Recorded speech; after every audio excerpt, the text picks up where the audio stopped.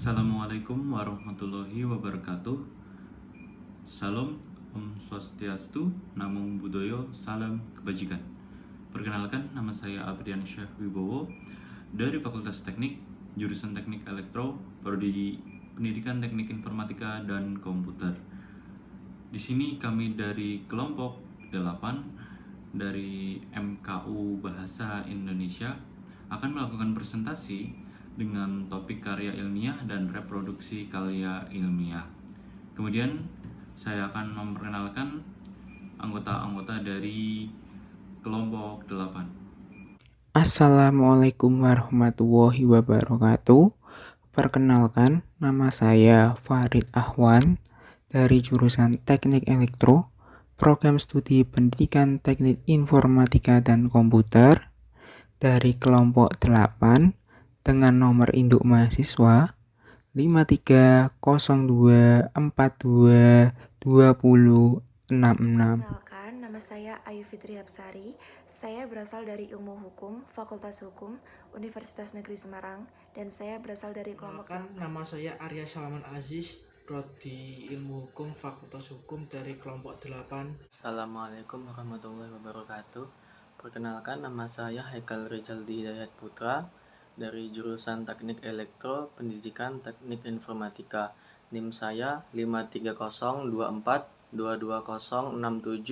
dari kelompok 8. Saya dari kelompok 6, Husna Alia Nabila, dari Pendidikan Teknik Informatika dan Komputer, Fakultas Teknik. Nama saya Alfiatus Zahro dari Prodi Ilmu Hukum, Fakultas Hukum, kelompok 8 Bahasa Indonesia. Perkenalkan, saya Raden Mas Agrarinda Taya dari Prodi Ilmu Hukum, Fakultas Hukum Universitas Negeri Semarang, kelompok 8.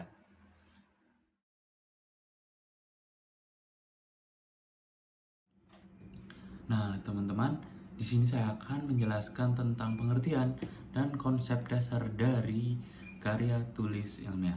Nah, teman-teman, karya tulis ilmiah itu adalah suatu karya tulis yang disusun berdasarkan pendekatan metode ilmiah atau aplikasi dari metode ilmiah yang ditujukan untuk kelompok pembaca tertentu dan disajikan harus menggunakan format tertentu yang baku ya.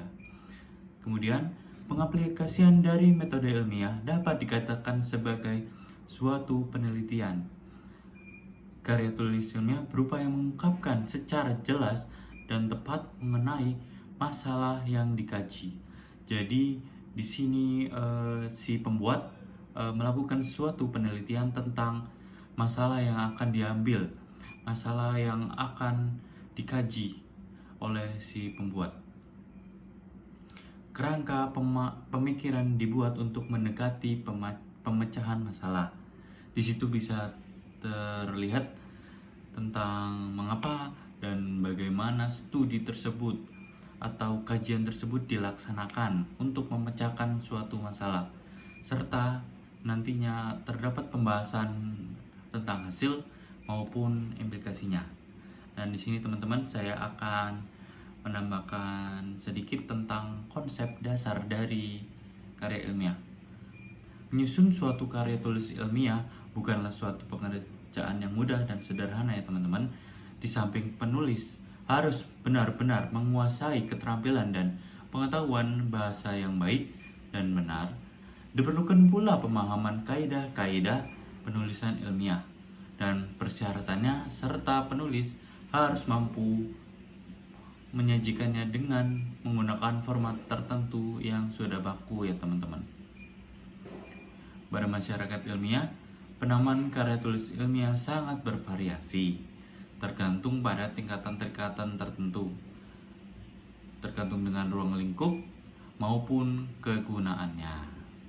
Secara garis besar nih teman-teman, karya tulis ilmiah ada yang disusun oleh kalangan masyarakat, ada yang disusun oleh kalangan masyarakat tertentu seperti laporan, makalah, dan ilmiah, serta ada yang disusun oleh kalangan masyarakat pendidikan untuk maksud kegiatan pendidikan tertentu seperti makalah semesterial teman-teman.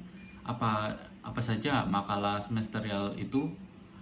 bisa berupa makalah semesterial tersebut bisa berupa skripsi yang nanti pastinya para mahasiswa ya untuk semester mungkin dari semester 7 terus semester 8 bisa menyusun skripsi, terus ditambah ada tesis dan disertasi.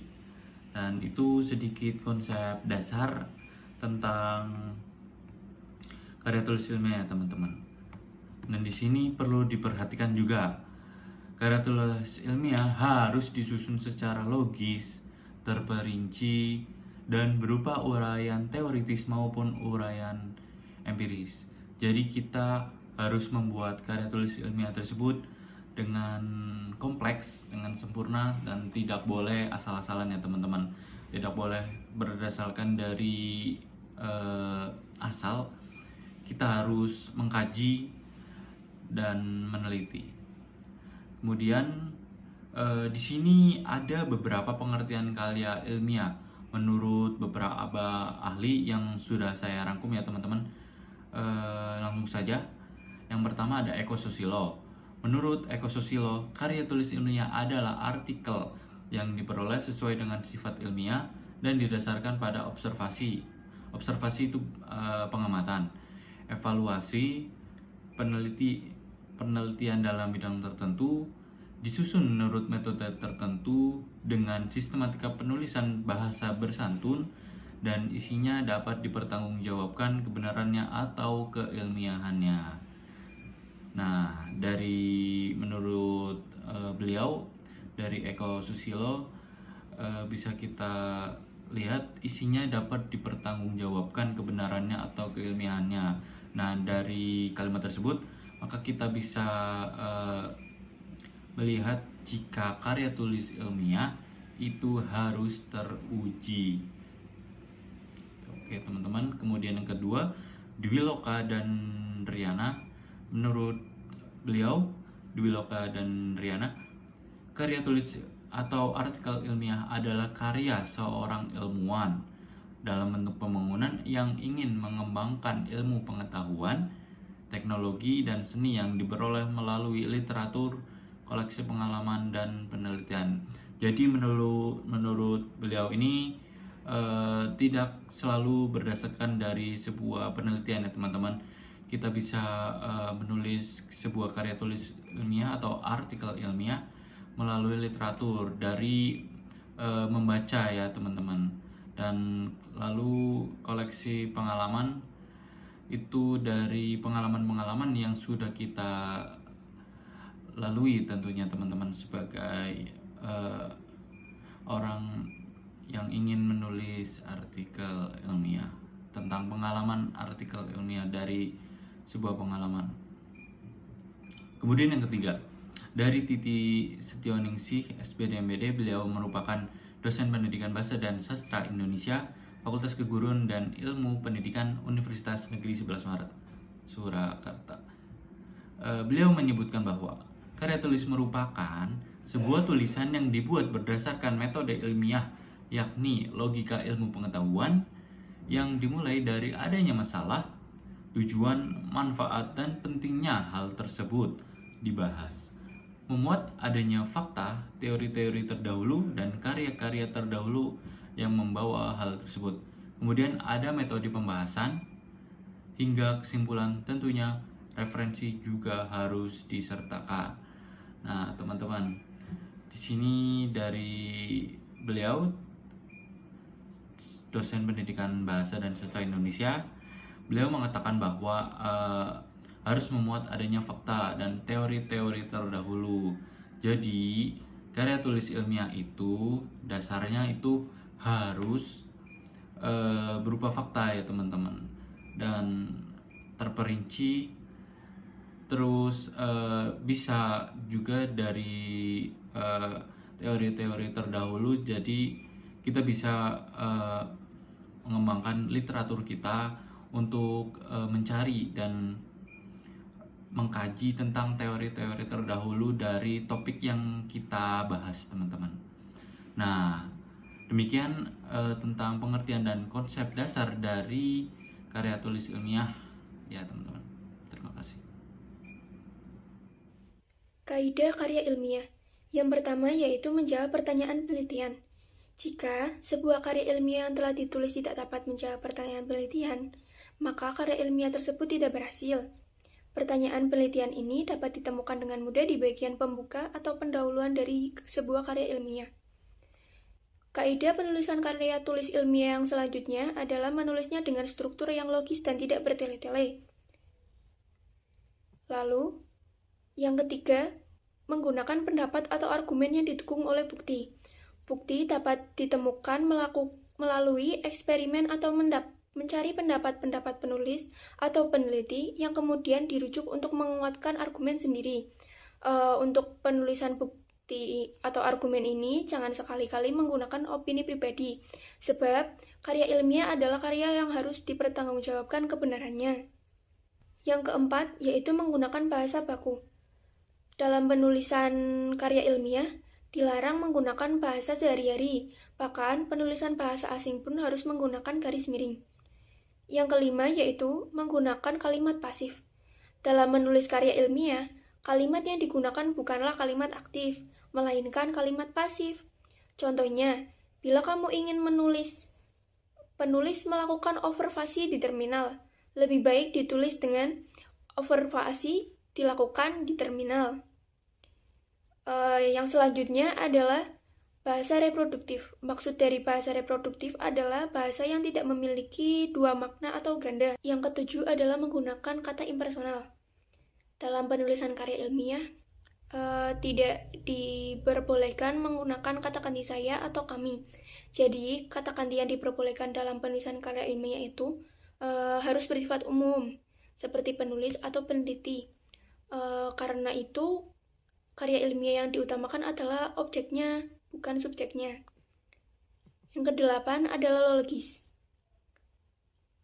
Karya ilmiah adalah karya yang ditulis harus dengan memiliki logika penulisan. Dalam karya ilmiah, logika berarti keturutan penjelasan dari data dan informasi. Yang kesembilan adalah objektif.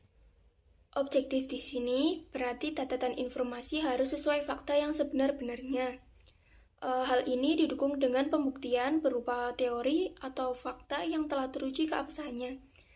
Pemberian bukti berupa teori dan fakta dilakukan dengan mengumpulkan berbagai jenis bahan pustaka yang menjadi penunjang informasi dalam karya ilmiah.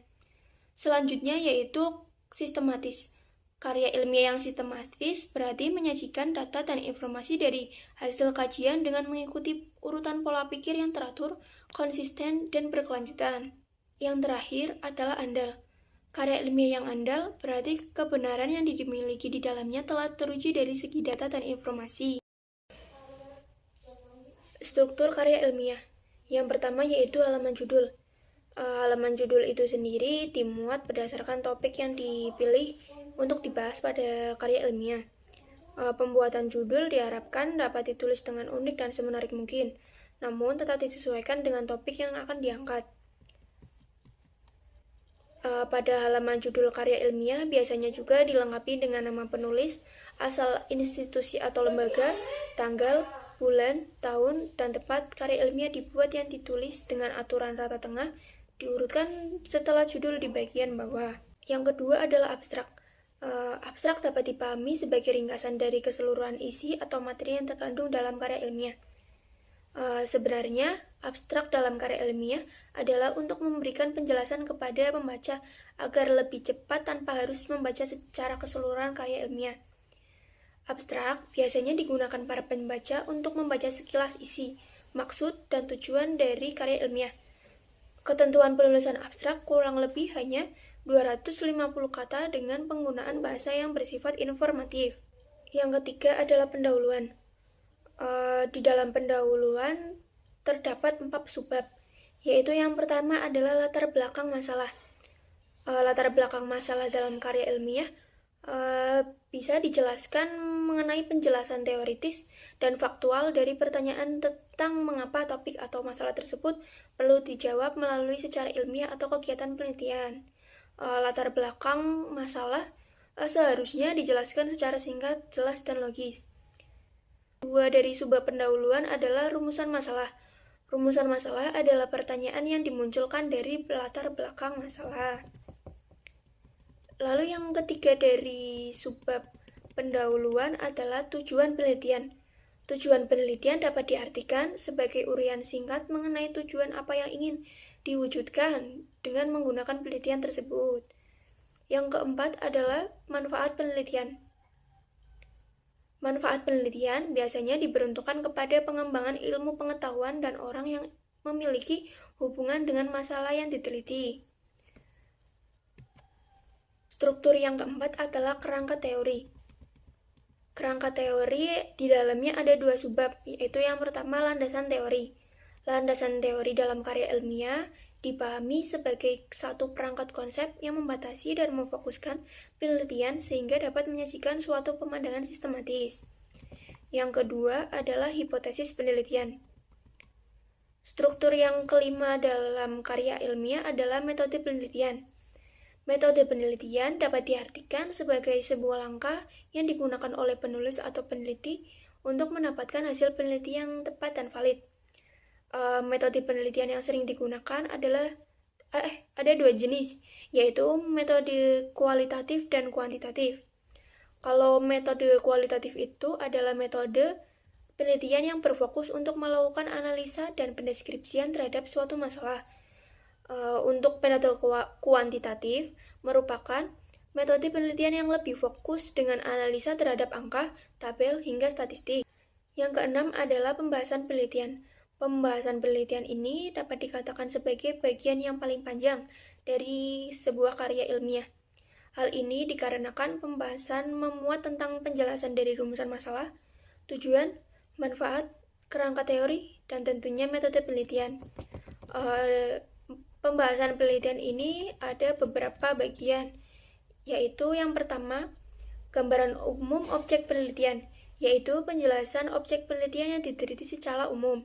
Yang kedua ada deskripsi hasil penelitian. Yang ketiga ada pengujian hipotesis, dan yang keempat ada interpelasi hasil pengujian hipotesis. Yang selanjutnya adalah penutup. Di dalam penutup biasanya terdapat kesimpulan, saran. Tujuan dari saran itu sendiri adalah untuk mengarahkan peneliti yang hendak melakukan penelitian yang sama supaya dapat berjalan dengan lebih efektif dan dapat mengembangkan penelitiannya secara baik dan lebih luas. Yang kedelapan adalah daftar pustaka. Daftar pustaka sendiri dapat diartikan sebagai sebuah daftar yang memuat sumber informasi atau referensi teori yang digunakan oleh peneliti dalam penelitiannya. Dalam penulisan daftar pustaka, peneliti atau penulis biasanya menggunakan format, yaitu seperti nama penulis, judul tulisan, nama penerbit buku atau karya akademik, identitas, dan waktu terbit. Dan yang terakhir adalah lampiran. Baik, kita mulai dari pembahasan yang pertama, yaitu mengenai ciri-ciri karya ilmiah. Ciri-ciri dalam karya ilmiah bersifat kompleks dan terstruktur. Hal ini dikarenakan atau bertujuan agar pembaca dapat mengidentifikasi sebuah karya yang dibacanya itu termasuk ke dalam karya ilmiah atau bukan. Untuk itu, sebuah karya ilmiah dapat dikenali melalui ciri-ciri berikut. Yang pertama, dari segi isi, karya ilmiah biasanya menyajikan pengetahuan yang dapat berupa gagasan, deskripsi tentang sesuatu, atau pemecahan suatu masalah. Dalam penyajian pengetahuan tersebut, setidaknya harus yang pertama reproduktif, yang berarti maksud yang ditulis oleh penulis dapat dipahami dengan makna yang sama oleh pembaca. Yang kedua, dalam penyajian pengetahuan tersebut juga harus terstruktur agar pembaca dapat langsung memahami isi dari karya ilmiah tersebut. Yang ketiga, dalam penyajian pengetahuan tersebut harus menggunakan kalimat yang efektif. Maksudnya ialah tiap kalimat harus ditulis secara padat, jelas, serta tidak bertele-tele. Hal ini bertujuan agar karya ilmiah dapat tersampaikan kepada pembaca dengan tepat sasaran. Yang terakhir, dalam penyajian pengetahuan tersebut harus memiliki kohesi antar kalimat di setiap paragraf dan koherensi antar paragraf di setiap bab. Hal ini bertujuan agar penyampaian isi pikiran penulis dapat tuntas dan tidak berbelit-belit. Baik, kita lanjutkan ke ciri yang kedua dari karya ilmiah, yaitu pengetahuan yang disajikan tersebut didasarkan pada fakta atau data kajian empirik dan teori-teori yang telah diakui kebenarannya. Selanjutnya, untuk ciri yang ketiga dari karya ilmiah yaitu mengandung kebenaran yang bersifat objektif serta kejujuran dalam penulisannya. Maksud dari bersifat objektif ialah penulisannya harus rasional dan menonjolkan runtutan pikiran yang disampaikan dengan lancar dan cermat serta harus dapat dipertanggungjawabkan isi dan isu permasalahan yang terkandung di dalamnya.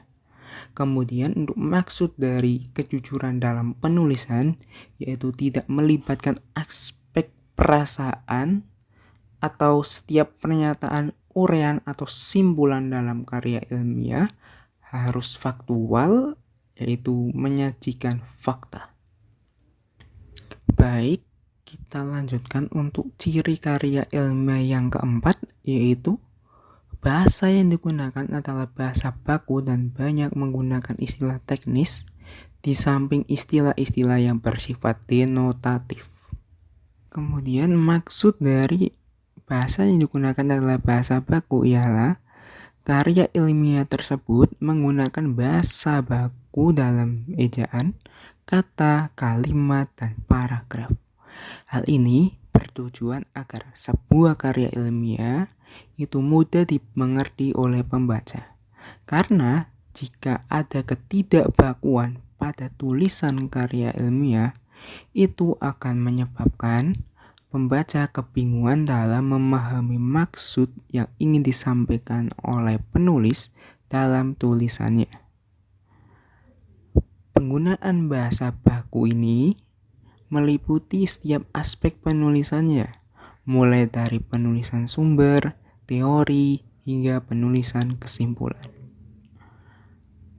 Kemudian dalam penggunaan istilah-istilah baik itu istilah teknis maupun istilah yang bersifat denotatif,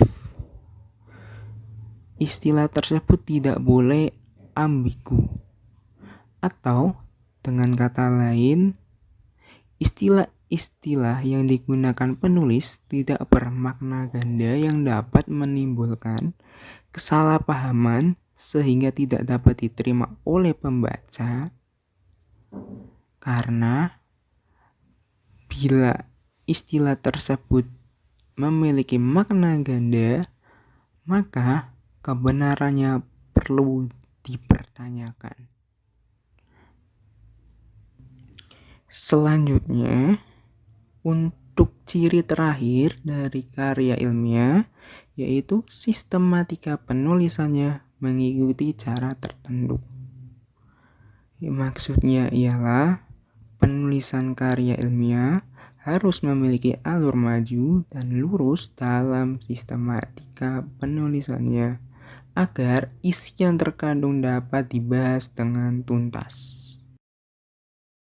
Baik, kita lanjutkan ke pembahasan yang kedua yaitu mengenai fungsi dari karya ilmiah. Di sini fungsi dari karya ilmiah dikelompokkan menjadi dua. Yang pertama yaitu menurut pendapat ahli, yang kedua secara umum. Baik, kita bahas yang menurut pendapat ahli terlebih dahulu.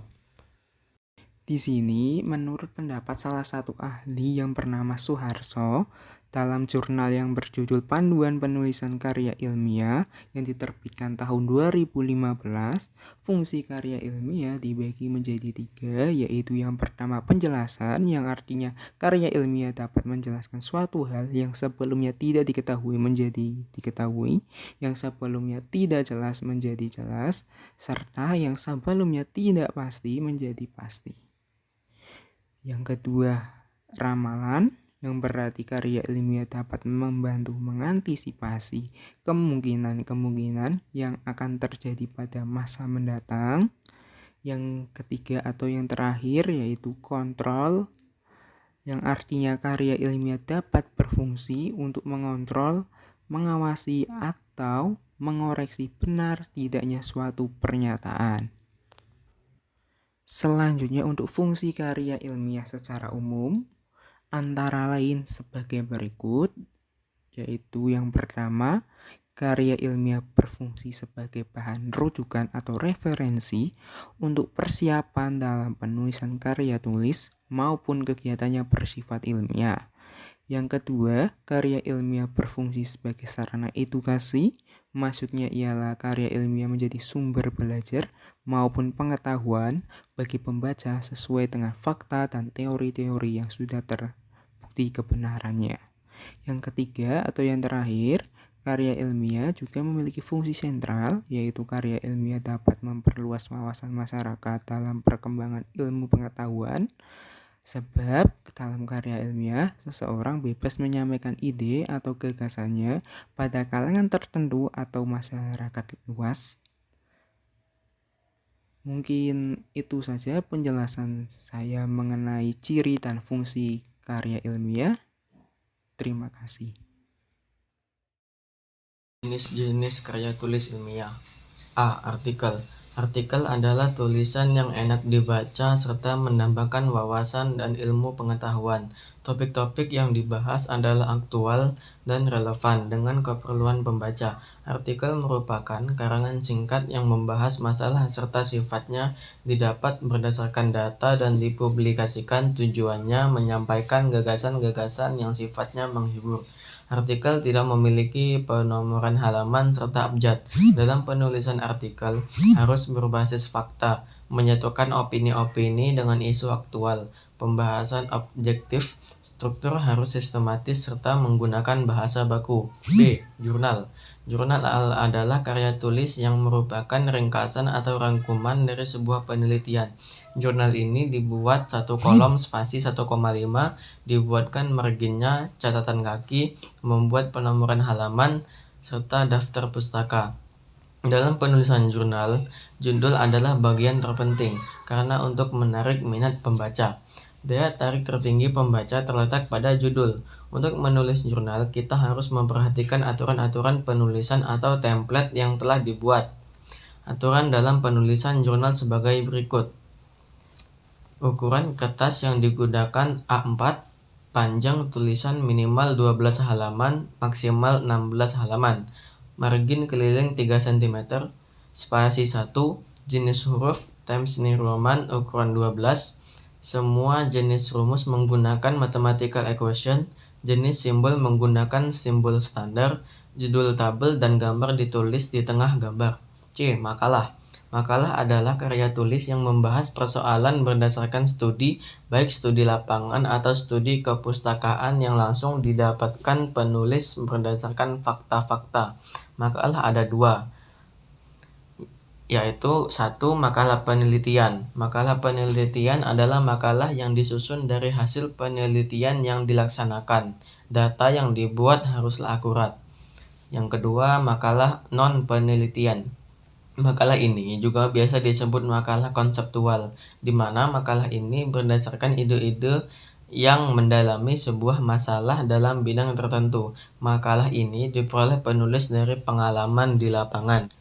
D. Skripsi. Skripsi adalah karya tulis berupa paparan tulisan hasil penelitian sarjana S1 yang membahas suatu permasalahan atau fenomena dalam bidang ilmu tertentu dengan menggunakan kaidah-kaidah yang berlaku. Skripsi bertujuan agar mahasiswa mampu menyusun dan menulis suatu karya ilmiah sesuai dengan bidang ilmunya.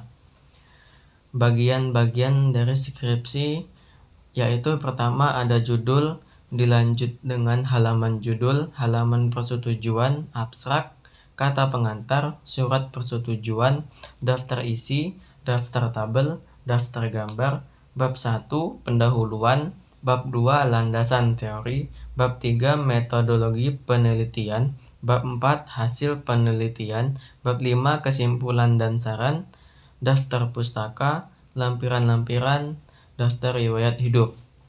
Tesis. Seperti dijelaskan pada skripsi yang berkaitan dengan mahasiswa, tugas akhir untuk memperoleh S1 yaitu skripsi. Tetapi mahasiswa yang akan menyelesaikan tugas akhir berupa penelitian dalam kuliah S2 namanya kelas tesis. Kajian tesis lebih mendalam dibandingkan dengan penelitian S1. Penulisan penelitian S2 tidak jauh berbeda dengan penelitian S1. Rujukan buku yang digunakan dalam tesis ialah paling sedikit 11 artikel dari jurnal nasional dan internasional. Disertasi. Mahasiswa dalam melaksanakan pendidikan S3 untuk tugas akhirnya dalam penelitian disebut disertasi. Kajian-kajiannya lebih mendalam, harus sesuai dengan fakta di lapangan serta penelitiannya akurat. Disertasi juga merupakan bukti kemampuan mahasiswa dalam melakukan penelitian yang berhubungan dengan penemuan baru dalam program ilmu yang dipilih. Rujukan buku digunakan dalam disertasi ialah paling sedikit 16 jurnal nasional maupun internasional. Syarat-syarat karya tulis ilmiah. Penulisan yang baik harus dapat memenuhi syarat. Adapun syarat karya tulis ilmiah yaitu sebagai berikut. A. Menggunakan bahasa tulis ilmiah. Maksudnya penggunaan bahasa, kalimat, serta paragraf dikembangkan secara lengkap dan padu. B. Komutatif. Karya tulis ilmiah ini dikatakan komutatif adalah adanya komunikasi tulis yang disampaikan penulis sehingga pembaca memahami maksud dari tulisan tersebut. C. Denotatif. Dalam penyusunan kata dalam tulisan harus didasarkan oleh fakta, dilandasi kajian teori yang akurat, serta tidak menimbulkan penafsiran ganda yang dapat membingungkan pembaca. D. Relevan. Relevan dengan ilmu yang akan dibahas. Penulis seharusnya dapat menguasai ilmu yang relevan yang akan dibahas, sehingga penulis menguasai apa yang akan ditulis atau dibahas. Adanya landasan teori. Landasan teori ini bagian terpenting, karena yang dibuat bukan tulisan abal-abal atau asal-asal yang dapat merusak aturan-aturan dalam karya ilmiah. Logis. Tulisan yang dibuat seharusnya masuk akal oleh pembaca, baik dari data serta informasi yang ditulis. Sistematis. Penulisan karya tulis ilmiah hendaknya harus berurutan dan teratur sesuai dengan pedoman bahasa Indonesia. Jujur. Tulisan yang baik harus terhindar dari plagiat. Kejujuran dalam menulis karya ilmiah sangatlah penting. Untuk menumbuhkan rasa percaya diri dalam menulis haruslah belajar dengan baik dan memperbanyak buku-buku literatur untuk dibaca dan dipahami. Jelas, singkat, dan konsisten. Maksudnya, apa yang ditulis oleh penulis dapat dipahami oleh pembaca serta dalam penulisan harus konsisten. Akumulatif, yaitu maksudnya buku rujukan atau sumber harus dapat dipertanggungjawabkan kebenarannya dalam bidang karya tulis. Sebelum masuk pada kode etik kepenulisan, terdapat 7 sikap yang harus dimiliki oleh seorang penulis. Yang pertama, sikap ilmiah.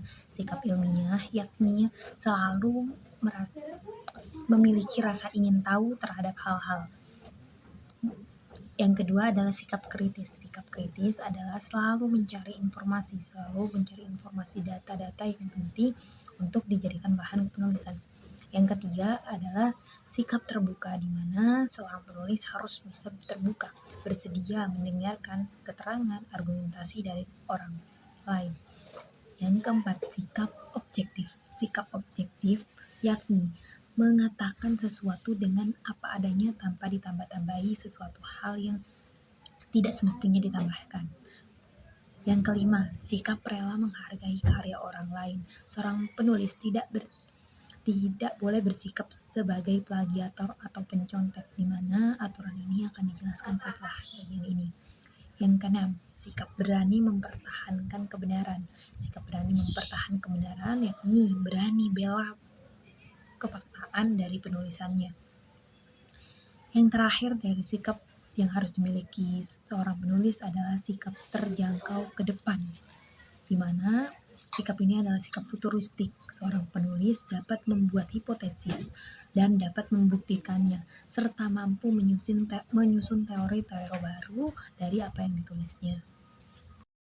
Kepenulisan karya ilmiah adalah seperangkat norma yang perlu diperhatikan dalam penulisan karya ilmiah.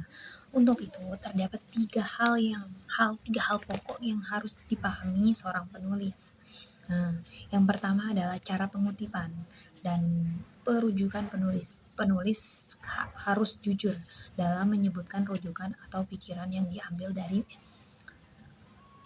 dari sumber lain.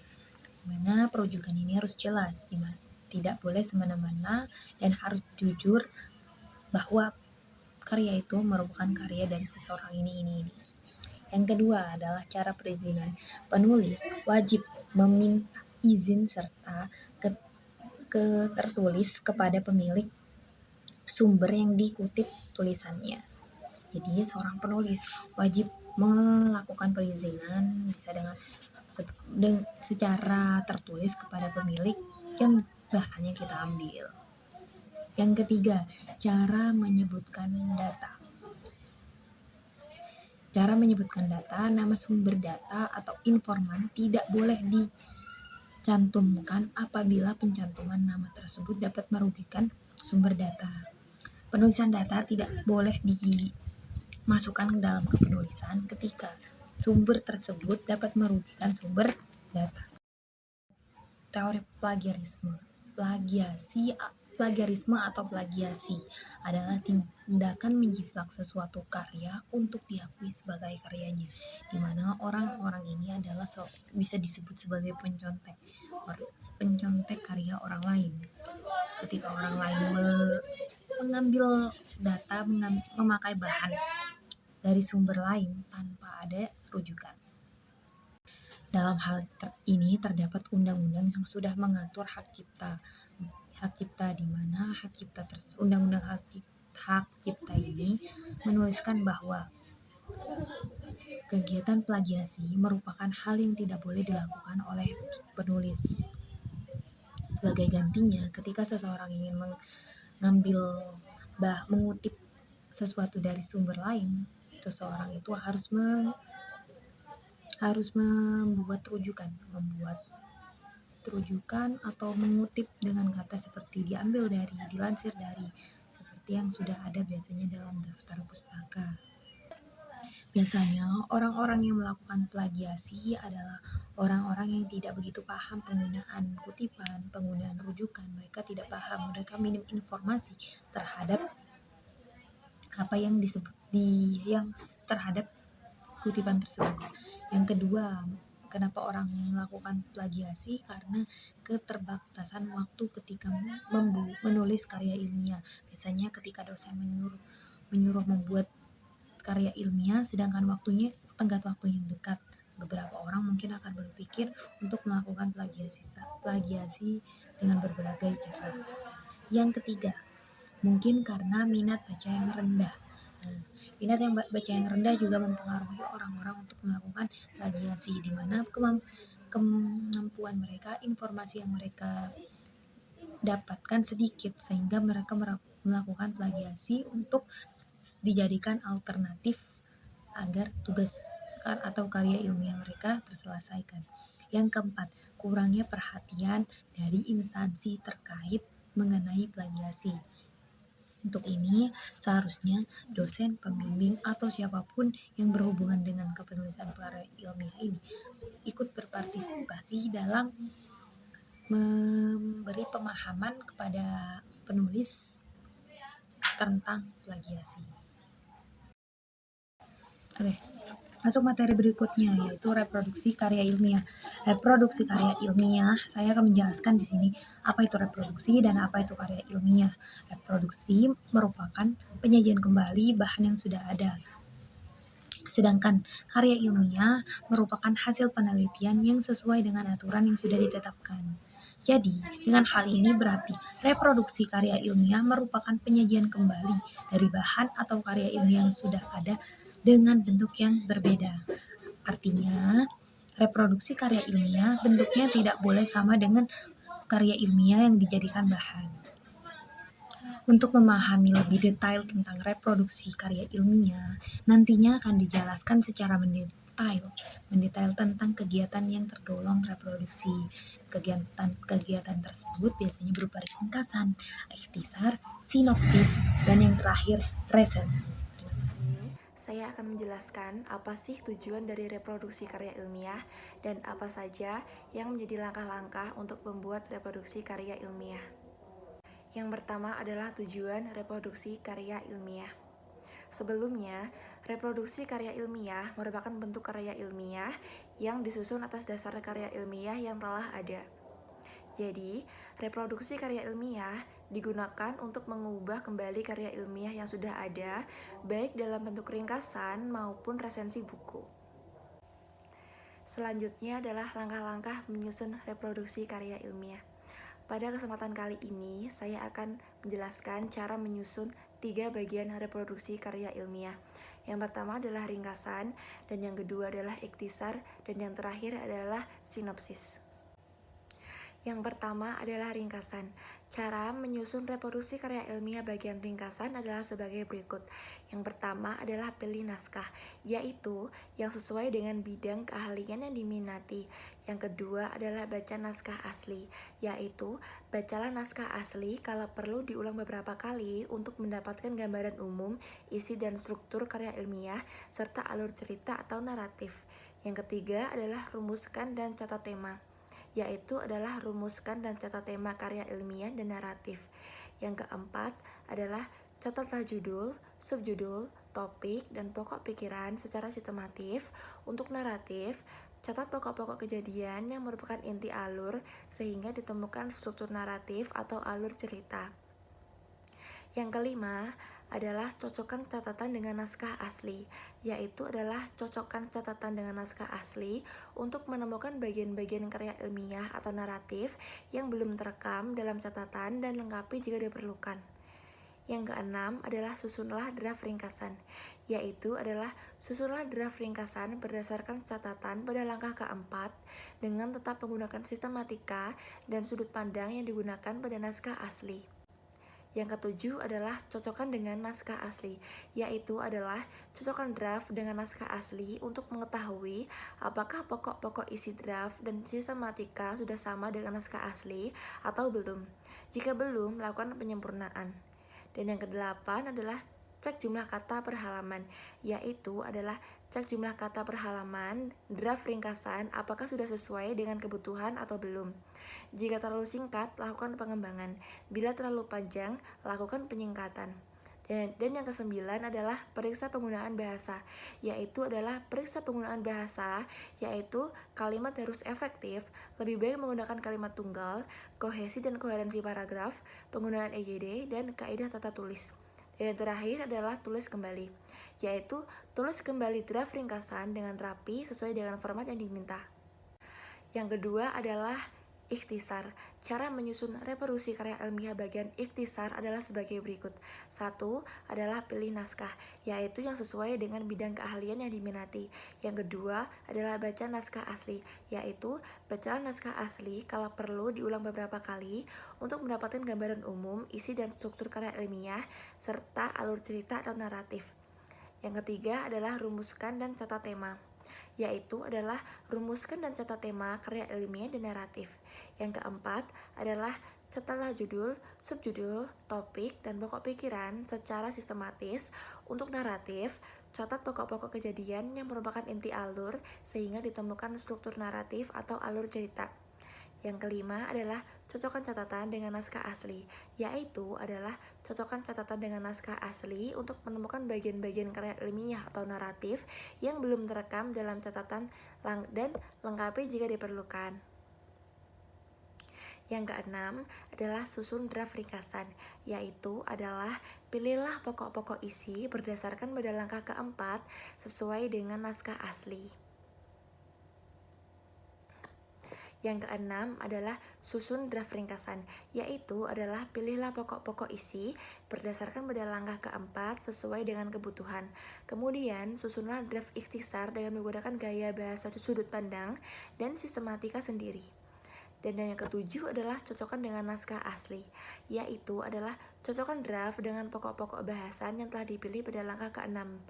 Dan cek pola penyajian menarik atau belum, dan lakukan penyempurnaan bila diperlukan. Dan yang kedelapan adalah cek jumlah kata per halaman, yaitu adalah cek jumlah kata per halaman draft ikhtisar apakah sudah sesuai dengan kebutuhan atau belum. Jika terlalu singkat, lakukan pengembangan, dan bila terlalu panjang, lakukan penyingkatan. Dan yang kesembilan adalah periksa penggunaan bahasa, yaitu adalah kalimat harus efektif, lebih baik menggunakan kalimat tunggal, kohesi dan koherensi paragraf, penggunaan EYD, dan kaidah tata tulis. Dan terakhir adalah tulis kembali draft ikhtisar dengan rapi sesuai dengan format yang diminta. Yang terakhir adalah sinopsis. Cara menyusun reproduksi karya ilmiah bagian sinopsis adalah sebagai berikut. 1 adalah pilih naskah, yaitu sesuai dengan bidang keahlian yang diminati. Yang kedua adalah baca naskah asli, yaitu bacalah naskah asli kalau perlu diulang beberapa kali untuk mendapatkan gambaran umum, isi dan struktur karya ilmiah, serta alur cerita atau naratif. Dan yang ketiga adalah rumuskan dan catat tema, yaitu adalah rumuskan dan catat tema karya ilmiah dan naratif. Yang keempat adalah catatlah judul, subjudul, topik, dan pokok pikiran secara sistematif. Untuk naratif, catat pokok-pokok kejadian yang merupakan inti alur sehingga ditemukan struktur naratif atau alur cerita. Dan yang kelima adalah cocokkan catatan dengan naskah asli, yaitu adalah cocokkan catatan dengan naskah asli untuk menemukan bagian-bagian karya ilmiah atau naratif yang belum terekam dalam catatan dan lengkapi jika diperlukan. Dan yang keenam adalah susun draft ringkasan, yaitu adalah urutkan pokok-pokok kejadian dari awal sampai akhir sehingga terbentuk alur cerita. Dan yang ketujuh adalah cocokkan dengan naskah asli, yaitu adalah cocokkan ringkasan alur cerita dengan cerita aslinya. Usahakan unsur dramatik atau kejadian yang menarik dan memikat masih tetap muncul. Dan yang kedelapan adalah cek jumlah kata per halaman, yaitu adalah cek jumlah kata per halaman draft sinopsis apakah sudah sesuai dengan kebutuhan atau belum. Jika terlalu singkat, lakukan pengembangan, dan bila terlalu panjang, lakukan penyingkatan. Dan yang kesembilan adalah periksa penggunaan bahasa, yaitu kalimat harus efektif, lebih baik menggunakan kalimat tunggal, kohesi dan koherensi paragraf, penggunaan EYD, dan kaidah tata tulis. Dan yang terakhir adalah tulis kembali draft sinopsis dengan rapi sesuai dengan format yang diminta. Pada kali ini saya akan menyampaikan materi tentang perbedaan karya ilmiah dengan reproduksi karya ilmiah.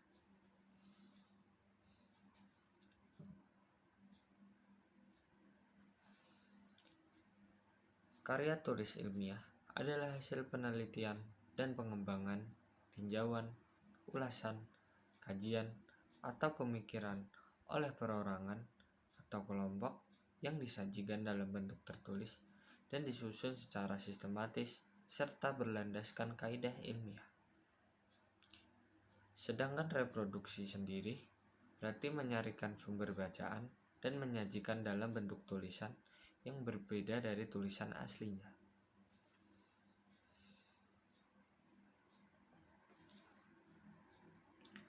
Reproduksi karya ilmiah merupakan bentuk karya ilmiah yang disusun atas dasar karya ilmiah yang telah ada.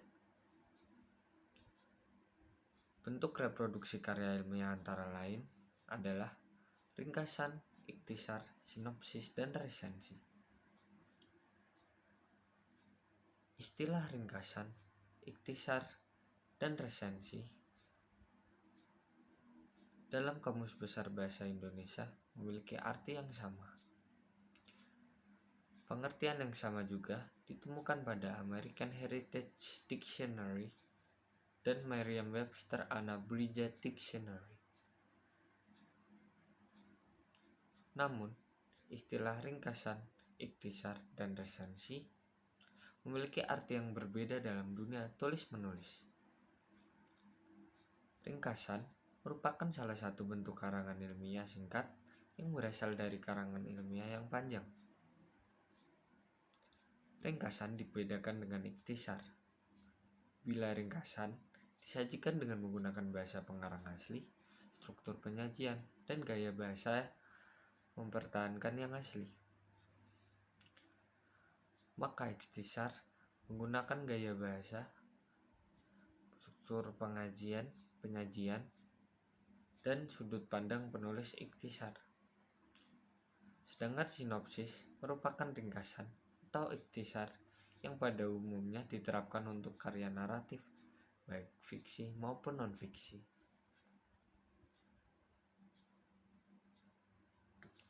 Jenis tulisan yang memiliki hubungan dengan ringkasan dan ikhtisar adalah resensi. Resensi adalah suatu ulasan mengenai nilai sebuah karya atau buku yang bertujuan menyampaikan pada pembaca apakah sebuah buku atau karya itu layak mendapat sambutan dari masyarakat atau tidak. Untuk memberi penilaian secara objektif atas sebuah buku atau karya sastra, penulis resensi harus mempertimbangkan dua faktor.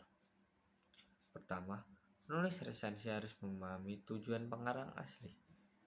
Yang kedua, resensi harus menyadari sepenuhnya maksud dari pembuatan resensi itu. Tujuan pengarang buku dapat diketahui dengan membaca kata pengantar atau bagian pendahuluan buku. Sedangkan dalam resensi suatu buku atau karya ilmiah, ada beberapa pokok penilaian yang harus diperhatikan. Antara lain, latar belakang, jenis buku, keunggulan buku, dan nilai buku.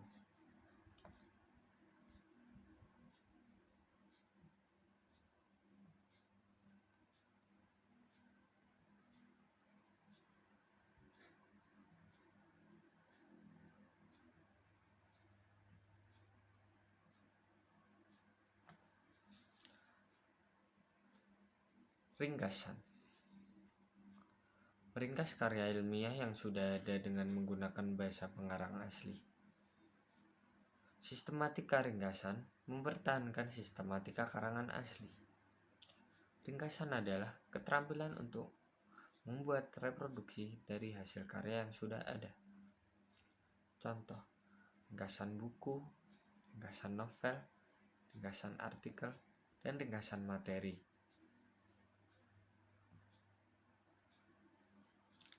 Ikhtisar. Ikhtisar adalah teknik memproduksi karya yang telah ada dengan menggunakan bahasa sendiri. Penulis ikhtisar dapat memilih pokok-pokok yang dianggap penting. Ikhtisar adalah pandangan secara ringkas atau yang penting-penting saja yang dapat disajikan.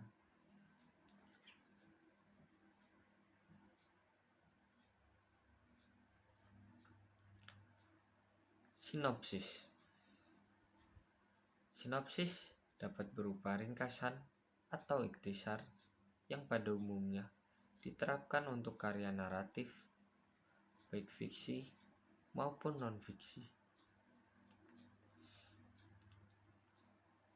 Sinopsis adalah ringkasan detail sebuah karya tulis yang menggambarkan isi dari awal sampai akhir. Berbeda dengan ringkasan biasa yang hanya memberi tinjauan umum sebuah cerita, sinopsis memasukkan semua detail alur termasuk bagian akhir. Contoh, sinopsis sastra, sinopsis film, film singkat, contoh sinopsis cerita fiksi, contoh sinopsis drama, dan contoh sinopsis penelitian serta buku. Terima kasih. Halo kawan-kawan, di sini saya ingin menjelaskan resensi dan penilaian atau sasaran resensi buku. Yang pertama, resensi. Resensi adalah penilaian terhadap sebuah karya yang dapat memberikan gambaran mengenai suatu isi karya agar dapat memberikan pertimbangan kepada pembaca atau penonton untuk ikut menikmati atau tidak. Pengertian resensi menurut para ahli. Yang pertama, Goris Keraf. Resensi adalah suatu ulasan mengenai nilai dari sebuah karya atau buku. Yang kedua, WJS Purwadarminta.